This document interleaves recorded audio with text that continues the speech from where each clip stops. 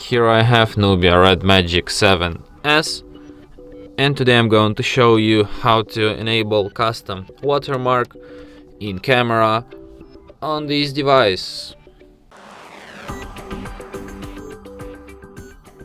So to do this, firstly you have to open camera, then tap on this arrow here, tap on the gear icon to access camera settings, and here, after enabling phone watermark, you can add your custom watermark, so you can enter your own custom text.